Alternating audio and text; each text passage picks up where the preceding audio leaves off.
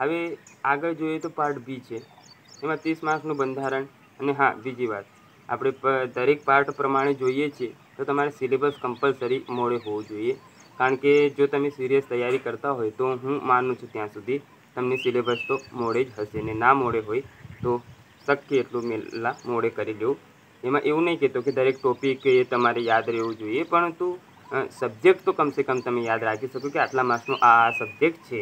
પછી એમાંય આપણે દર વખતે સિલેબસ ખોલીને કે બંધારણ કેટલા માર્ક્સનું, તો એ હિસાબ મને લાગતું નથી. બાકી આપની ઈચ્છા. હવે 120 માર્ક્સના શું છે, તે 30 માર્ક્સનું આપણે બંધારણ છે.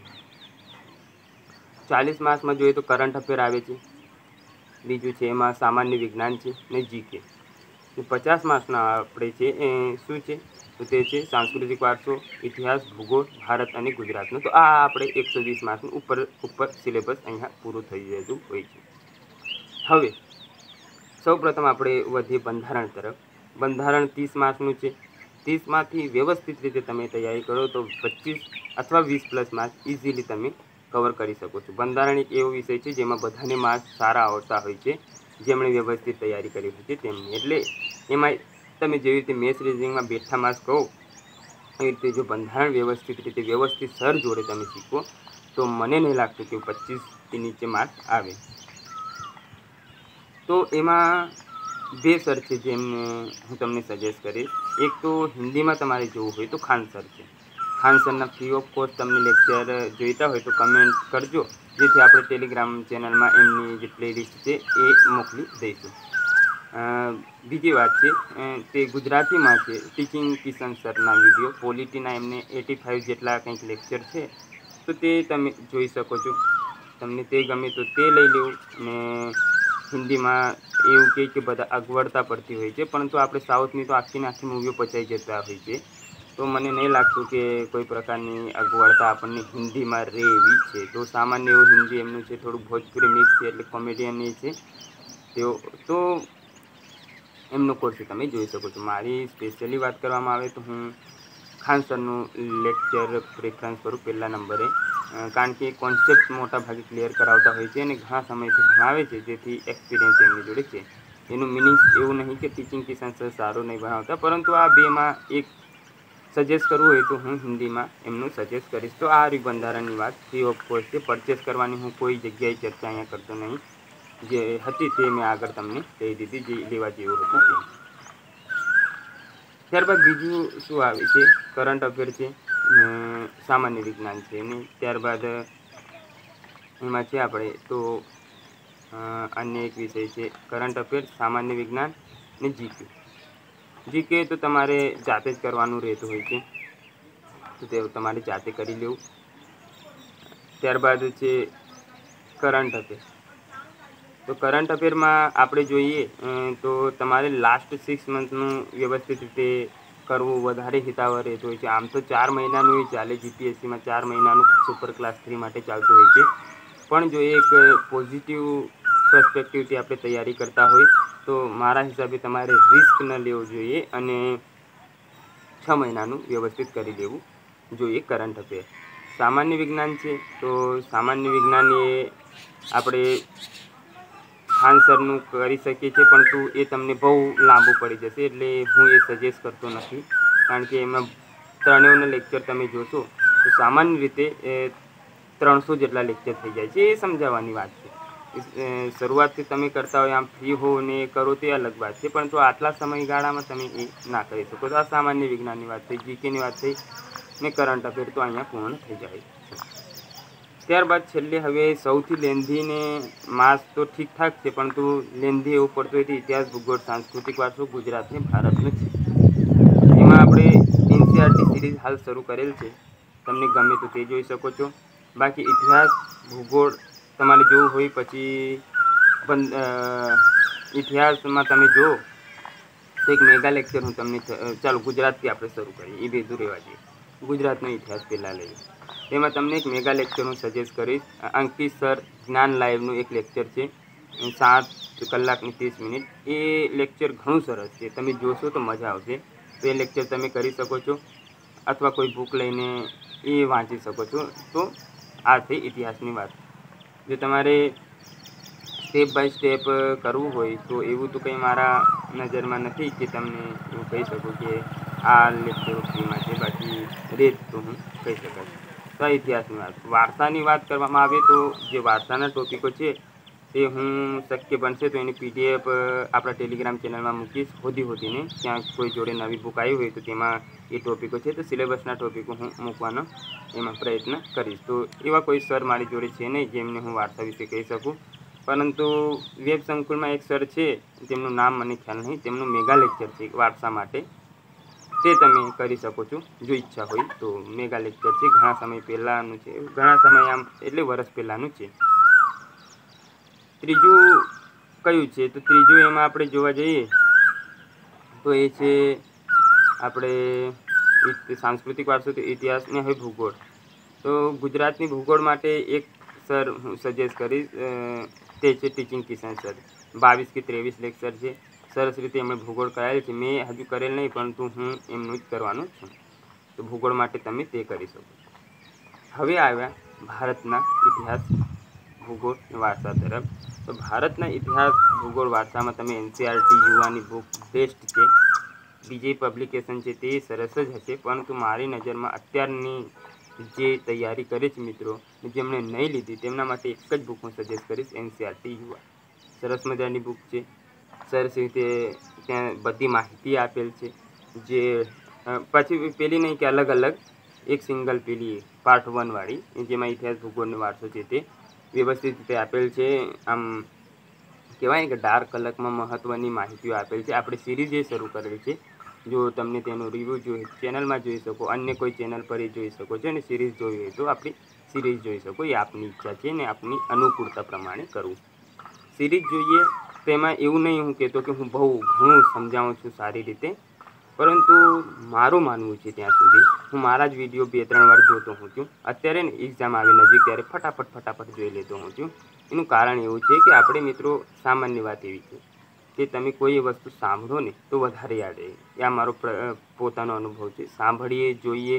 હવે કેવું વાંચતા હોઈએ તો આપણું ધ્યાન હોય ના હોય, પણ પેલો આપણે સાંભળતા હોઈએ, જોતા હોઈએ, થોડું ઘણું સમજાવે કોઈ વ્યક્તિ, પછી એમાંય પાછા વાંચતા હોઈએ તો 2-3 વાર આપણું એટ ધ ટાઈમ આપણે થઈ જતું હોય છે. એટલે મારું માનવું છે કે એકાદ વાર લેક્ચર જોઈ લેવું જો ઈચ્છા થતી હોય તો, બાકી તમે વાંચવાના તો છો જ. તો યુવાની આ કરી શકો. હવે આ ભારતના ઇતિહાસ, ભૂગોળ માટે તમે ખાન સરના લેક્ચર જોઈ શકો. ઇતિહાસમાં એમના 150 લેક્ચર છે, તમને જોઈએ કમેન્ટ કરજો, આપણે પ્લેલિસ્ટ એમને મૂકી દઈશું. ભૂગોળમાં ફિઝિકલ જિયોગ્રાફી એમની છે તે મૂકી દઈશું. ત્યારબાદ ત્રીજી કઈ બાબત છે, આપણે ફિઝિકલ જિયોગ્રાફી થઈ, ઇન્ડિયન મેપ કરીને છે, ઇન્ડિયન જિયોગ્રાફી એવું લખશો તો તેમાં મેપ આવશે. તો 42 લેક્ચર ને પેલા 8-10 એમ કરીને 50 લેક્ચર છે ઇન્ડિયન મેપ ને ઇન્ડિયન જિયોગ્રાફીના, એમ કરીને 50 લેક્ચર છે, તે તમે જોઈ લેશો તો ભારતમાં તમારે કંઈ કરવાની જરૂર રહેતી નથી. ત્યારબાદ વારસામાં તો આપણને ખ્યાલ છે તે પ્રમાણે મોસ્ટ ઓફ યાદ રાખવાનું રહેતું હોય છે. તેમ છતાં એક મેડમ છે હિન્દીમાં ભણાવે છે, તેમના લેક્ચર હું તમને મોકલી આપીશ. તો આ આપણી થઈ ગઈ સંપૂર્ણ ચર્ચા સિલેબસની, કેવી રીતે સિલેબસ શું કરવું તે બધી વાતો. હવે બુકની ચર્ચા કરી લઈએ ફટાફટ એવું.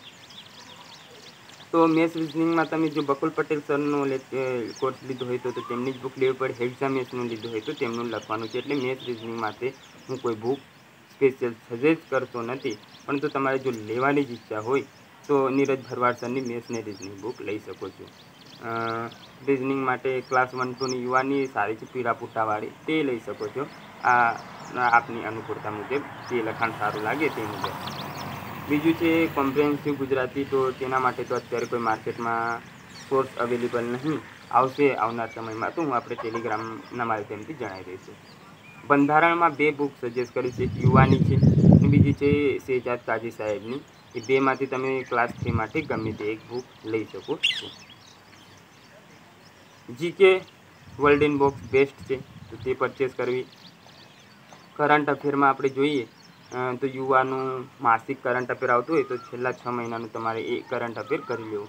એવું લાગશે તો જોઈએ આપણે, હું કદાચ પરચેસ કરું તો એના વિડીયો સ્વરૂપે ઈચ્છા થશે તો તમે કહેજો કમેન્ટમાં. આપણે 15-20 કમેન્ટ આવે કરંટ અફેરની તો મૂકીશું. લાવવાના જ છીએ બુક આમી, એટલે છેલ્લા 6 મહિનાનું, એટલે વીકલી મૂકી દઈશું. 101 પેજ આવે છે તો કંઈક વ્યવસ્થા કરીશું. તો યુવાની કરી લેવી, કરંટ અફેર, જીકે કહી દીધી. હવે બીજી કઈ બાકી રહી? સામાન્ય વિજ્ઞાન. સામાન્ય વિજ્ઞાનમાં હું કહું છું ત્યાં સુધી યુવાની જે એનસીઆરટીની બુક અત્યારે આવી છે તે લઈ લેવી. સામાન્ય વિજ્ઞાનવાળી જે બુક છે યુવાની તે તમારે કરી લેવી. ત્યારબાદ છેલ્લે આ ઇતિહાસ, ભૂગોળની વારસો. ગુજરાતના ઇતિહાસ માટે તમે કઈ બુક કરી શકો છો? ઈશ્વર પાટવી સર અથવા લિબર્ટીની ગુજરાતની ઇતિહાસ કરી શકો છો.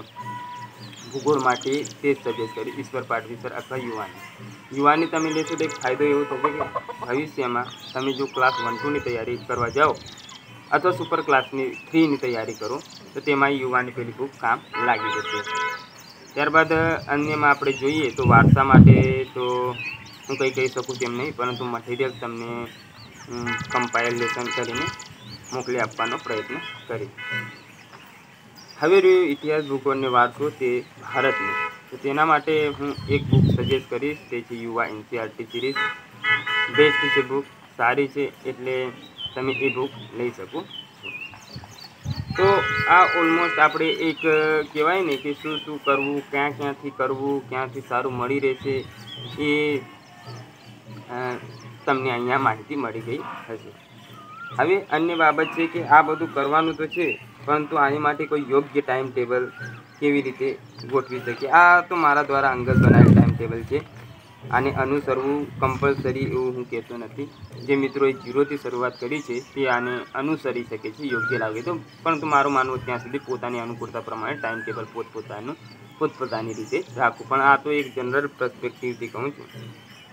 આવતો મંથ છે જુલાઈ, જ્યારે આ વિડીયો મૂકું ત્યારે, તો તેમાં તમે જો બંધારણથી શરૂઆત કરો તે સારું છે. બંધારણ, ત્યારબાદ તમે વારસો કરી શકો છો. એમાં જે ગુજરાતનો વારસો, ભારતના વારસાની વાત કરતો નથી. કરંટ અફેર, યુવાનું ને રિઝનિંગ. જુલાઈ માસમાં આ રહે છે રિઝનિંગ ને બંધારણ, વારસો અને કરંટ. ઓગસ્ટમાં બંધારણ જ કરવાનું, વારસો જ, કરંટ અફેર, રિઝનિંગ આમાં 15 દિવસમાં પતી જશે. એટલે 15 દિવસ પછી મેચ ચાલુ કરી દેવાનું. 45 દિવસ સફિશિયન્ટ છે રિઝનિંગ માટે. ત્યારબાદ છે સપ્ટેમ્બર માસ આવે છે, તેમાં તમારે બંધારણ તો ચાલુ જ રાખવું પડશે. ઇતિહાસ ચાલુ કરી દેવાનું ગુજરાતનું. ત્યારબાદ કરંટ અફેર ચાલુ રહેશે. મેચ ચાલુ એટલે મેચ અહીંયા કરી દેવાનું ચાલુ, ને એનસીઆરટી ઉપર છેલ્લે હવે ચાલુ કરી દેવી પડે. એટલે થોડુંક અહીંયા સપ્ટેમ્બરમાં તમને લોડ લાગે એવું લાગશે. ત્યારબાદ ઓક્ટોબર સુધી તમારું બંધારણ પતી ગયેલ હોવું જોઈએ જો વ્યવસ્થિત તૈયારી કરો તો જીકે ત્યાંથી શરૂ કરી દેવાય. ઇતિહાસ 2 મહિનામાં પતી જાય. એનસીઆરટી ચાલુ જ છે હજુ, કરંટ અફેર ચાલુ જ છે, ને મેચ એટલે તમારે 2.5 મહિના મેચ માટે મળ્યા, 1.5 મહિનો રિઝનિંગ, 4 મહિના મેચ રિઝનિંગ પતી ગયું. બંધારણ 3 મહિનામાં પતી ગયું, વારસો 2 મહિનામાં ને ઇતિહાસ 2 મહિનામાં. એટલે આ વિષયો આપણા હવે કવર થઈ છે. નવેમ્બરમાં જીકે ચાલુ રાખવું, એનસીઆરટી સિરીઝ ચાલુ રાખી, કરંટ અફેર છે, સામાન્ય વિજ્ઞાન અહીંયા એક્સ્ટ્રા વિષય લઈ લેવો પડે તમારે. ડિસેમ્બરમાં જોઈએ તો જીકે ચાલુ રાખવું પડે, એનસીઆરટી છે તે તમારે કરવાનું, પ્લસ કરંટ અફેર એની સાથે સામાન્ય વિજ્ઞાન. તો 2 મહિનામાં સામાન્ય વિજ્ઞાનની પેલી બુક છે મેં તમને કીધી તે પૂર્ણ થઈ જાય. જાન્યુઆરીમાં આપણે એક્ઝામની સંભાવના છે, તો ચાલો ફેબ્રુઆરીમાં લઈએ. તો જાન્યુઆરીમાં જે ટોપિકો કંઈક બાકી રહી ગયું હોય આ સમયગાળા દરમિયાન તો તે તમે કરી શકો છો. અને મોસ્ટ ઓફ આ મહિનો આપણે રિવિઝન માટે રાખેલ છે. તો આ હતી કંઈ આપણી સંપૂર્ણ ચર્ચા. આવી રીતે તમે તૈયારી કરી શકો છો. ઇકોનોમિક્સ અને એન્વાયરમેન્ટ જે રહી જતા હોય છે પીએસઆઈમાં, તો તે તમે 1-1 કલાક કાઢીને જોડે તમારી રીતે આયોજન કરીને વાંચી શકો છો અથવા થોડા લેક્ચર જોઈ શકો છો, જે મન ફાવે તે મુજબ. તો આ હતી આપણી આખી આજની ચર્ચા કોન્સ્ટેબલને લગતી. ટાઈમ ટેબલ કેવી રીતે શું હોય છે ને આગળનો લેક્ચર શાને લગતો આપણે બનાવીએ તે કમેન્ટ માધ્યમથી જણાવજો. અને બીજી વાત એવી કે આગળ આપણે વિચાર્યું છે કયા લેક્ચરો બનાવીશું. આવી રીતે અઠવાડિયામાં એકાદ વાર મળતા રહીશું, જેથી આપણે કોઈ પ્રશ્નો હોય તો તેનું નિરાકરણ લાવી શકીએ. મળીએ નવા લેક્ચર કહેવાય જાય છે વારાઘડી વિડીયોમાં. ત્યાં સુધી જોડાયેલા રહો.